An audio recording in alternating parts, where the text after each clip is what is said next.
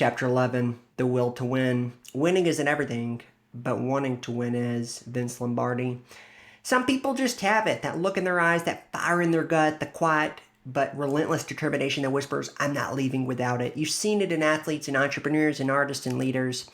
But the truth is, this trait isn't reserved for the chosen few. It's not genetic, it's not luck, it's not fate, it's cultivated.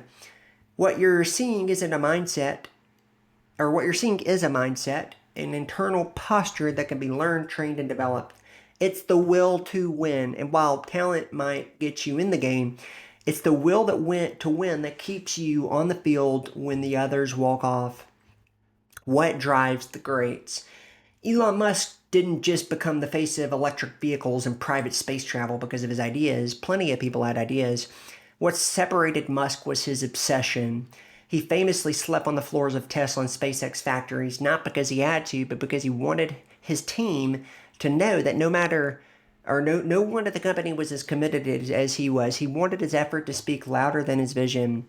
When interviewed about it, he said plainly, since the team could see me sleeping on the floor during shift change with nothing, they knew I was there, and that made a huge difference, and they gave it their all. Or look back at history at the Wright brothers. While Samuel Langley, a government-funded academic with every credential imaginable, was trying to build the first manned aircraft, the Wright brothers were in a bicycle shop with no formal education and no financial backing. They spent 8 years building and failing and rebuilding and learning and testing. No fanfare, no press. And yet, they were the ones who flew. Why? Because they wanted it more. Langley was chasing recognition. The Wrights were chasing the sky.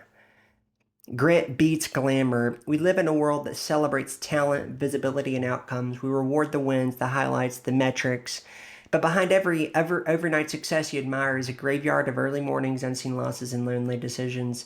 What drives someone to keep pushing when their money isn't flowing, the metrics aren't moving, and the motivation is gone? What makes someone keep showing up to the gym, to the studio, to the desk, to the page, day after day, when the results have not caught up yet? It is the will to win. The inner resolve, the decision that says, this is who I am now, and I'm not backing off. Not because it's glamorous, but because you made a promise to yourself and you intend to keep it. What it actually looks like. The will to win isn't loud. It's not flashy. It's not always visible from the outside. It looks like saying no to things that don't align. Waking up early to make progress in silence. Studying while others scroll. Rewriting when it would be easier to quit. Choosing consistency over comfort. Doing the thing again, even though nobody clapped the first time. It's often quiet, but it's powerful. And every time it builds momentum that others can't help but notice. Passion is optional. Commitment is not. People talk a lot about passion. Follow your passion. Find what lights you up. And yes, passion helps. It makes the hard things easier. It brings joy to the process. But passion is a feeling, and feelings come and go. Commitment is a choice, and the will to win is built on commitment, not excitement. You won't always feel like showing up. You won't always feel inspired. But if you made the decision in advance, so you're going to do the work regardless of your mood, then you've already won half the battle. Find your reason. You don't develop a strong will to win without a reason. So ask yourself, what are you chasing that's bigger than approval? Who are you becoming that's bigger than convenience? Why does it matter that you finish what you started?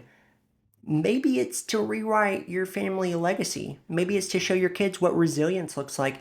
Maybe it's to prove to yourself that you're capable of more. Your reason doesn't need to impress anyone. It just needs to be strong enough to pull you forward when discipline feels like drudgery. Final thought. There will be days you want to quit. There will be moments when the finish line feels too far and setbacks feel too big.